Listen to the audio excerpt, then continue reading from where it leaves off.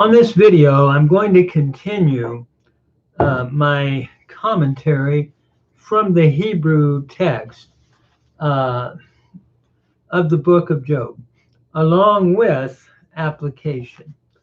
We come to chapter 12 now, and from chapter 12:1 to 14:22, we have Job's reply to Zophar. After Zophar's attack and warning to Job, Job answers him in one of the longest speeches that he makes. He sarcastically rebukes the assumed superior wisdom of his friends with the words, "No doubt, you are the people, and wisdom will die with you," in 12:2. A very sarcastic statement, uh, sort of answering those who act like they have all wisdom and understand everything. He then proves that their thesis is invalid by showing that thieves often have a secure life. Thus, while certainly, or they're often secure in life, let me put it that way. This is Job's argument. Thus, while certainly God is omnipotent in the world, it is yet difficult from the human standpoint to understand what seems to be God's arbitrary treatment of both the good and the bad. In chapter 12, he develops this. In view of this, Job criticizes the shallow arguments of his friends who are trying to be God's advocates, and again challenges God with his own innocency. This is in chapter 13. He then concludes his speech lamenting on the brevity of man's life on earth, to be followed in the final end of death in chapter 14. Since his few short days on earth will soon be spent and gone, why can't God, Job asks, at least have pity and give him a reprieve for this time before he enters into the finality of death and the grave? So this is what this section is about, in an overall summary. So in verses 1 to 25 of chapter 12, then, we have Job's reply to Zophar, and including the other friends as well, Eliphaz and Bildad.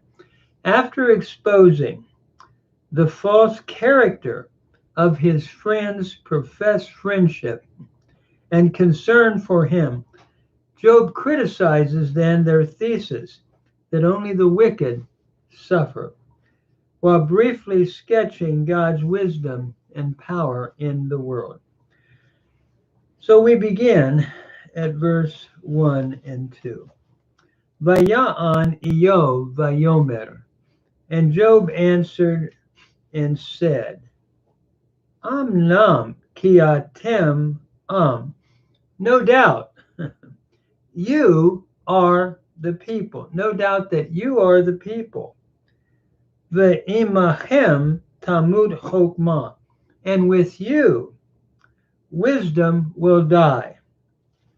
It's interesting here. This is a very ironical statement that Job is making, and it suggests that when Job's friends die, all wisdom will die with them. In strong sarcasm, Job then rebukes the all-knowing attitude of his so-called friends. And then we continue in the next verse. Gam ki levav kemochem. Indeed, to me is understanding as well as you. I have understanding too, is Job's argument. Lo nofel anochi mikim. I am not falling from you. The idea here is I'm not even inferior to you at all. Indeed, but et me ein kamo elam. Who does not know these such things as these? In other words, Job is raising a question. He claims to have as much wisdom as his so-called friends. And these things, Job already knows the popular maxims which his friends have told him. Who hasn't heard that? Seems to be his point. And then in verse 4, it continues. Sahok l're'ehu eye. I am as a laughing stock to my neighbor. In other words, a laughing stock to his neighbor, I am. In other words, you basically are making, and my friends, a laughing stock of what I'm going through. Korei le Eloah v'ya anehu. A man who calls to God and he answered him, or who is calling to God and he answered him. Sahok Sadiq Tamot. One who is like a laughing stock is the just man who is innocent, or the just who is also innocent has now become a laughing stock. What Job is saying here basically is that the only thing he received when asking God for help was the mocking laughter of his friends. He alludes to Zophar's word mock in 11:3, and his neighbors. More than just his three friends then mocked him, but it looks like there were a number that were mocking him for being, quote, unrighteous, which wasn't true. And so the text continues then, Lapid booz la'ashtot sha'anan. A contemptible grin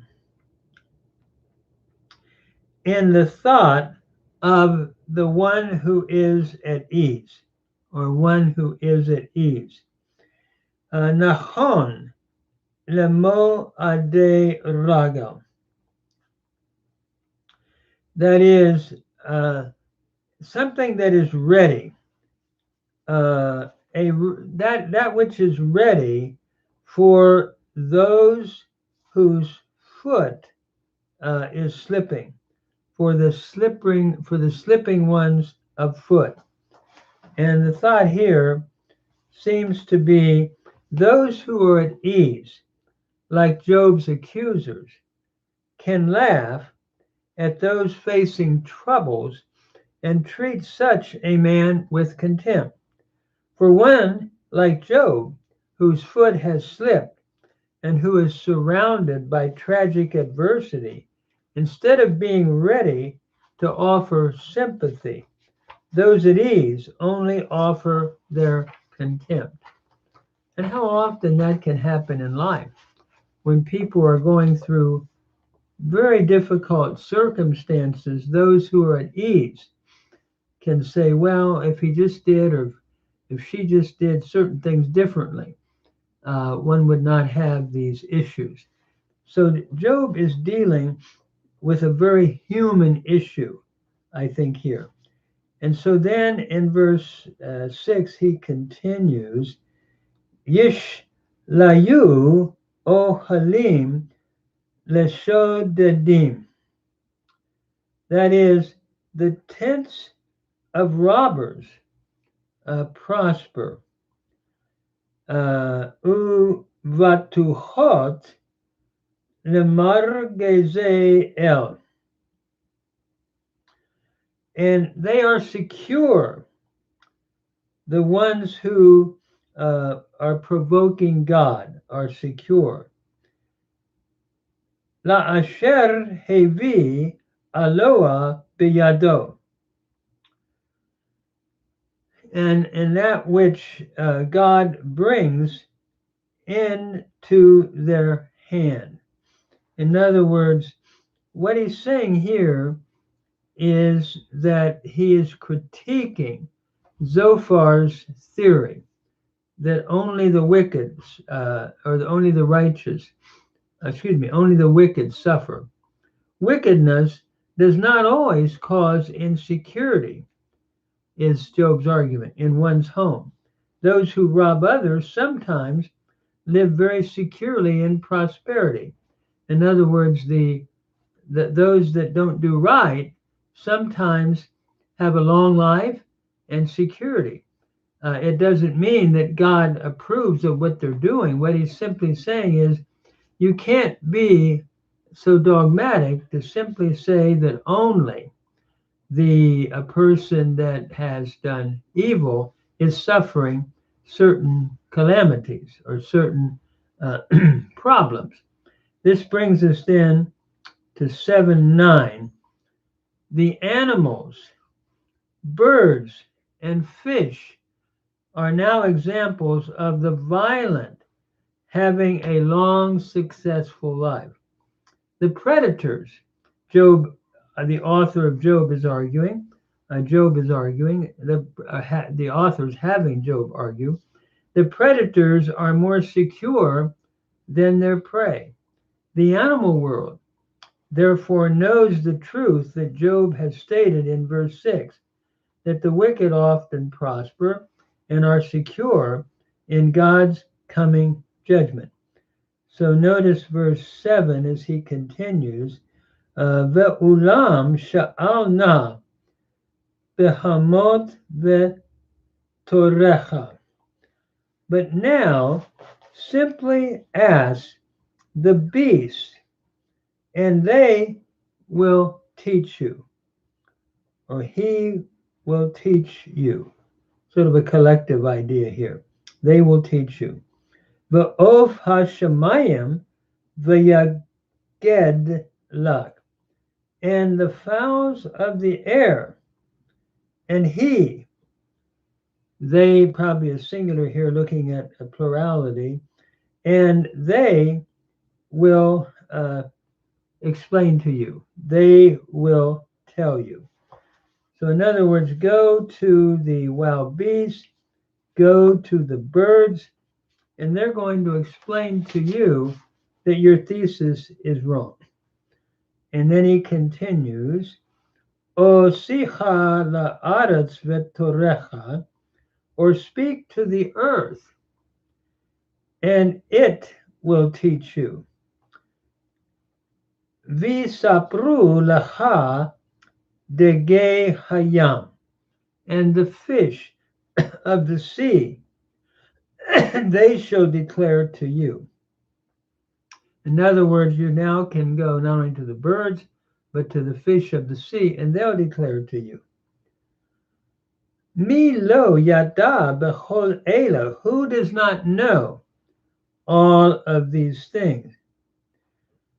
Ki yad Adonai asatazot, that the hand of the Lord has brought this, or has worked this, or has wrought this. So again, the thought seems to be that even the predators understand that God is allowing things to happen that doesn't fit the theory of Job's friends. So what he's really saying is even the animal world understands, and the birds and the fish, that the wicked often prosper and are secure from God's seeming judgment. That's his argument. And then in verse 10, he then continues, Asher beyado nefesh kol chai, in whose hand is the soul of every living thing.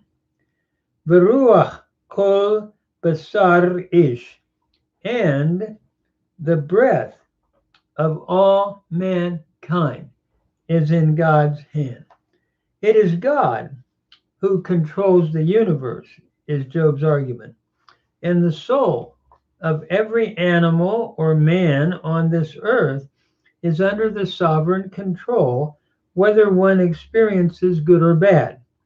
So he's critiquing the theology of Zophar and the friends. To state a simple thesis, to explain suffering and prosperity other than under God's sovereign determination will not fit. That's Job's argument. How do we understand it? Is his debate here with them. Then we move on to verses 11 and 12. Halo ozen milin tivchan. Does not the ear test words? V'hak ochel yat amlo, even as the palate, or as the palate tastes food. In other words, the thought that Job is making is that with the mouth, man can discern what food tastes good and what doesn't. Likewise, with the ear, he can determine which thoughts are truthful and which are not. Each person then must examine that which he feels is the most convincing by observation of the facts surrounding him and draw his conclusion. So wisdom is not therefore simply, he concludes, with the aged, such as you, reasons Job. And that brings us then to his conclusion in verse 12 of this section here. Bishishim chokmah. In other words, with the aged is wisdom, and the orach yamim tevuna, and is length of days understanding. And the thought here seems to be that wisdom is not simply with the aged, such as you. I mean, people can become old and get wisdom, or they can become old and not. I think that's the argument here. So length of days does not necessarily equal understanding. It may, but not necessarily. Job thus reasons that he, by his own observation, can agree with their conclusion, and the simple fact of age does not make their conclusions sound. So then he continues in verse 13. Imo hokmah u gevurah. With him, with God, is wisdom and might. And lo atsa u tevuna. He has counsel and understanding. Ultimately, Job concludes that while others may have great wisdom, God alone has true wisdom. No one can understand what God does or why he does it unless God chooses to tell him.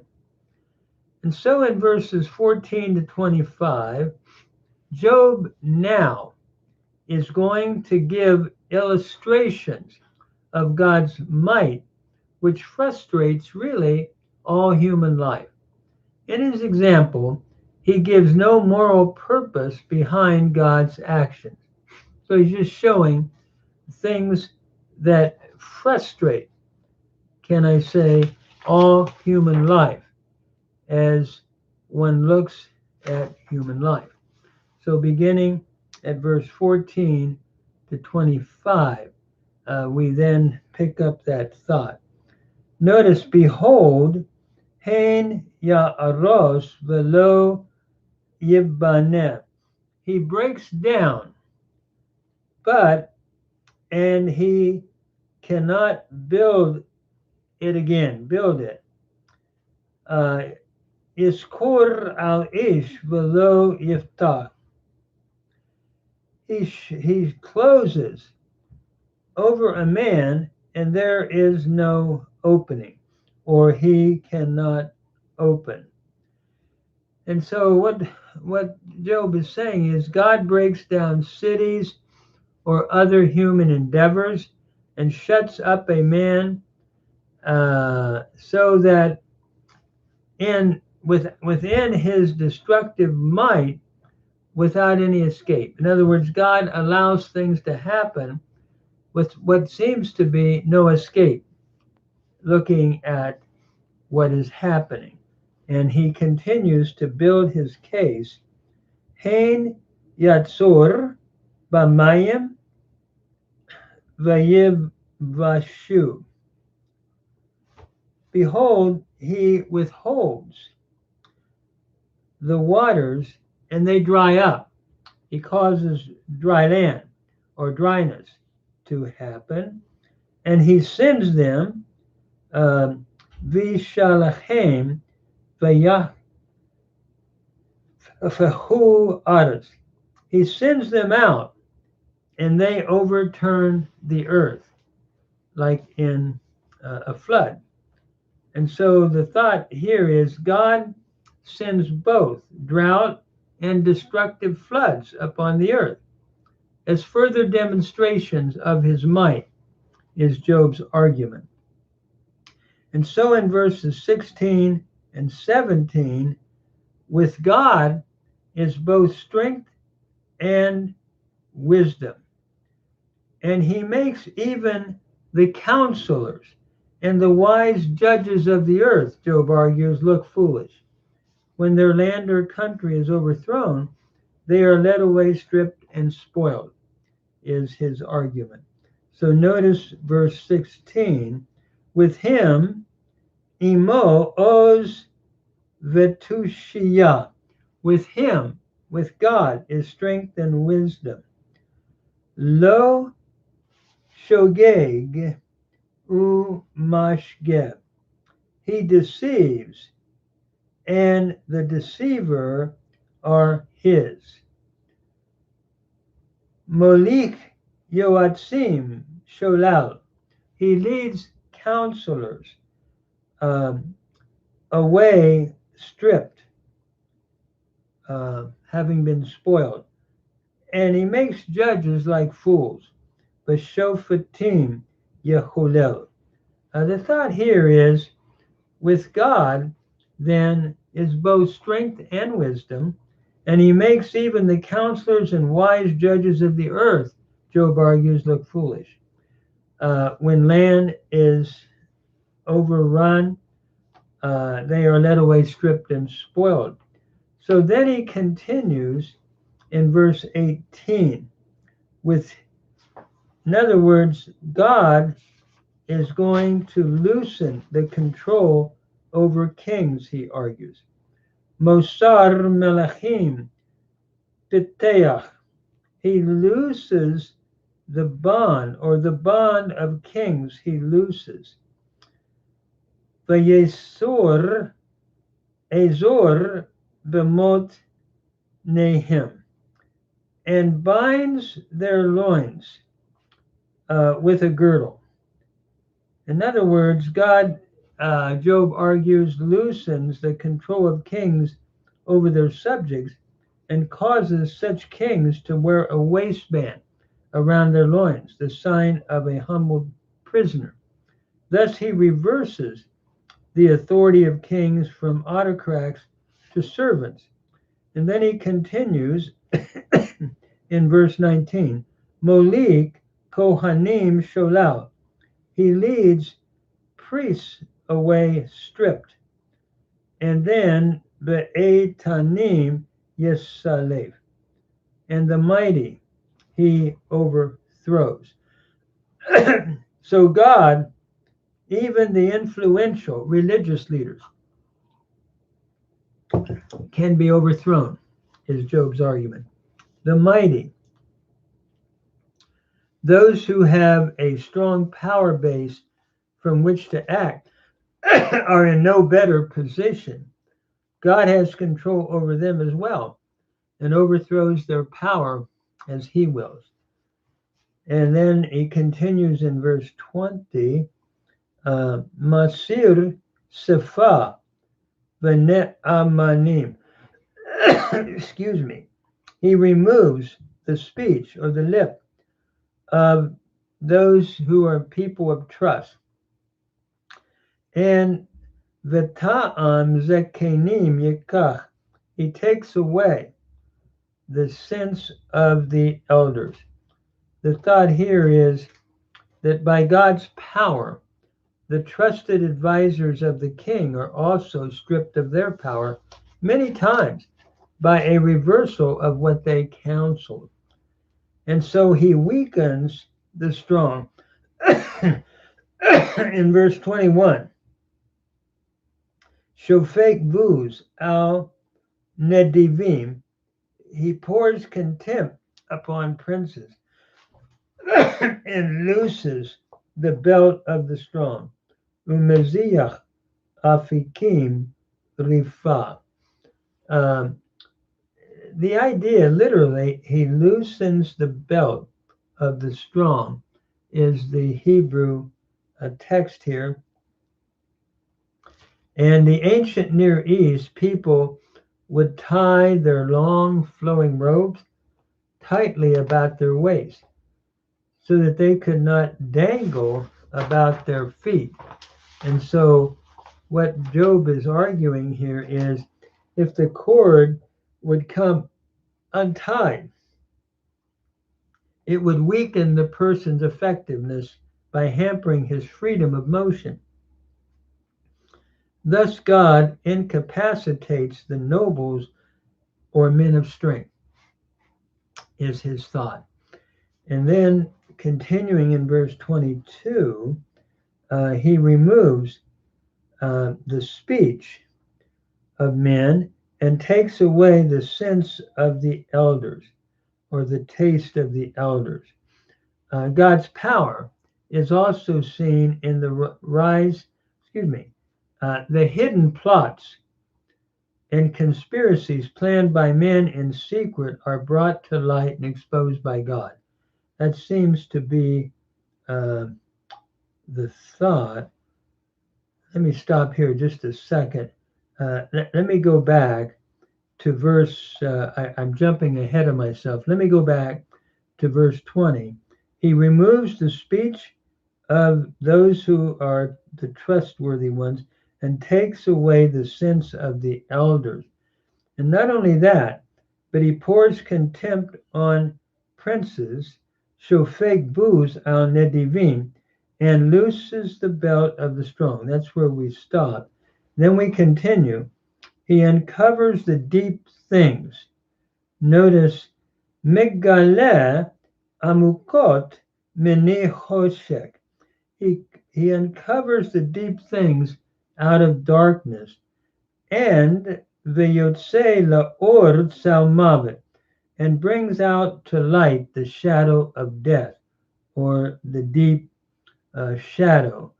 The context here seems to say hidden plots and conspiracies planned by men in secret are brought to light and exposed by God.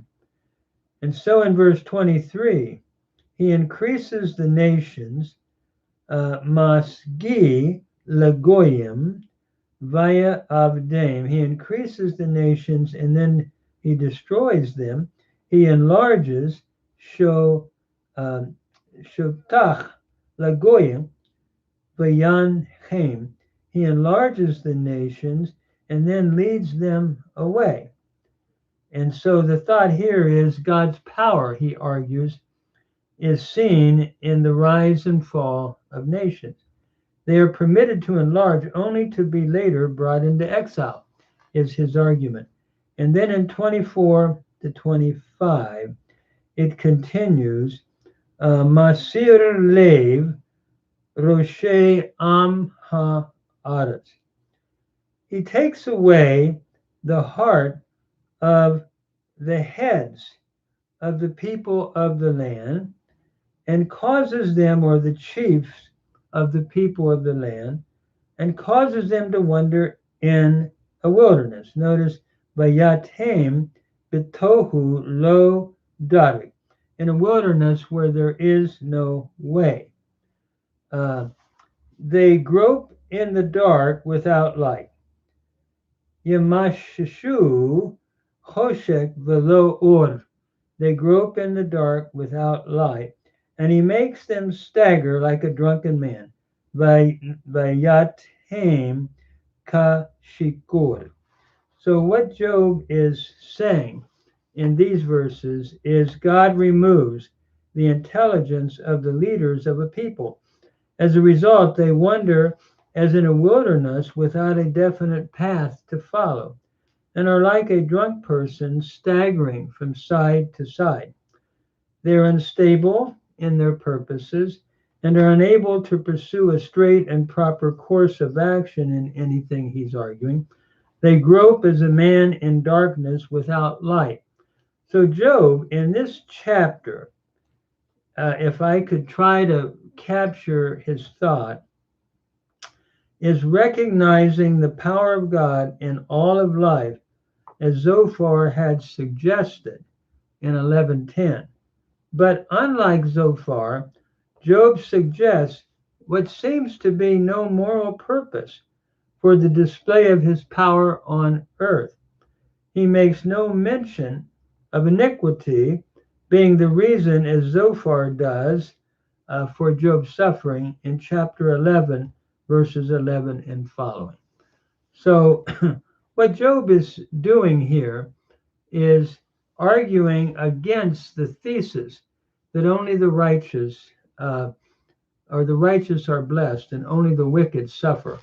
And this whole chapter, at least in this world, is a critique of that theology. And let me just say, we know from the New Testament, and I'm saying this as a Christian minister, that someday God will have the last word, and that every knee shall bow and every tongue shall confess that Jesus Christ is Lord, meaning Lord as either Savior or Lord as a final judge. And even I'm reminded of the book of Kings, Samuel, 2 Samuel, where David committed all these bad things to Bathsheba, to Uriah, and there is a word that appears in Hebrew by Yishlach, and he sinned, and he sinned, and he sinned. David sent for Bathsheba. He commits adultery with her. Uriah then comes, and he tries to get Uriah to go into his wife, but he won't. So he's sent back to the front and tells Joab to put him where he'll be killed. Joab does, and then Joab, Vayishlach, sends word back. The Hebrew reads, and he sent, and told Job everything is fine, or told David everything is fine. And David then takes Bathsheba to be his wife. And when you look at that, it looks like evil is getting away with everything. Vayishlach, Vayishlach, Vayishlach. A lot of Vayishlaching going on. But the good news is God has the final Vayishlach. Because at the end, in chapter 12, Vayishlach, and the Lord sent Nathan to David and said, "You're the man." So it's sort of like payday someday. And there was a sermon that I think it was Pastor Lee years ago preached, "Payday Someday." And I think the thought is that God will judge someday. But in this world, right now, you can't argue like the three friends are arguing and say only the righteous are blessed and the wicked are judged. So, Job, you must be wicked. And so, what the author's doing here is critiquing that theology, which doesn't always work. He's not addressing the world to come or God's final word of judgment, which clearly comes sometimes even in this life, like in David's case, but if not in this life, in the world to come. For every knee will someday stand and give an account before the Lord. And so, at least as we read the even the book of Daniel 12, and as we read John 5 and so forth. But I think the point here of the author is to critique the theology of Zophar and the other two friends, which is only the wicked suffer in this life. And he's critiquing that idea. I'm going to stop here, and we'll just continue working through this amazing book of Job, which is such a, in a sense, a theological and philosophical book as we think through it. Thank you very much.